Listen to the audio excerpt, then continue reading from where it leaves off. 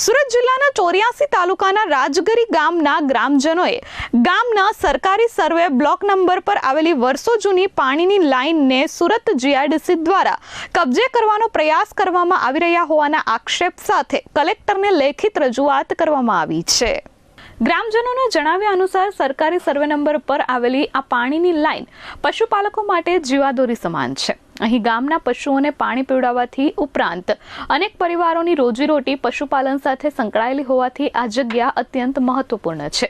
ગામમાં મોસમ દરમિયાન તહેવારો અને ધાર્મિક વિધિઓ વખતે પણ આ સ્થળનો ઉપયોગ થતો હોવાનું રજૂઆતમાં જણાવાયું છે। ગ્રામજનોએ આક્ષેપ કર્યો છે કે અગાઉ પણ જીઆઈડીસી દ્વારા આ જગ્યા કબજે કરવાનો પ્રયાસ કરવામાં આવ્યો હતો, પરંતુ ગ્રામજનોના વિરોધ બાદ મામલો સ્થગિત કરવામાં આવ્યો હતો।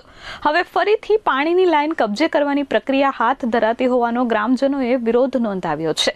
રજૂઆતમાં જણાવ્યું કે જો આ જગ્યા જીઆઈડીસીને ફાળવવામાં આવશે તો રાજગરી ગામના પશુપાલકોના અસ્તિત્વ સામે ગંભીર પ્રશ્નો ઊભા થશે। जी, मारू नाम दीपक पटेल, तालुका पंचायत सभ्य श्री 84 અને પ્રમુખ શ્રી હજીરા કાંઠા મંત્રી સાહેબ। અમારા હજીરા કાંઠા વિસ્તારમાં કંપનીઓ દ્વારા સરકારશ્રીની નીતિઓનો ગેરઉપયોગ કરી સરકારી જમીન, દરિયા કિનારાવાળી જમીન એવી જમીનોને ગેરકાયદેસર રીતે એન્ક્રોચમેન્ટ કરી રહી છે। એના વિરોધમાં અમે કલેક્ટર સાહેબને આવેદનપત્ર આપવા માટે આવ્યા છે। આ જમીનમાં અત્યારે અમારા હજીરા ખાંઠા વિસ્તારના ડામકા ગામમાં એમએનએસ કંપની દ્વારા સરકારી પટ્ટર 518 નંબર અને 509 નંબરમાં 400 વીઘા જમીન ટાઉનશીપ માટે માંગણી કરી છે અને ફાળવણી એ એવી જમીન છે સાહેબ કે જે સીઆરઝેડમાં આવે છે।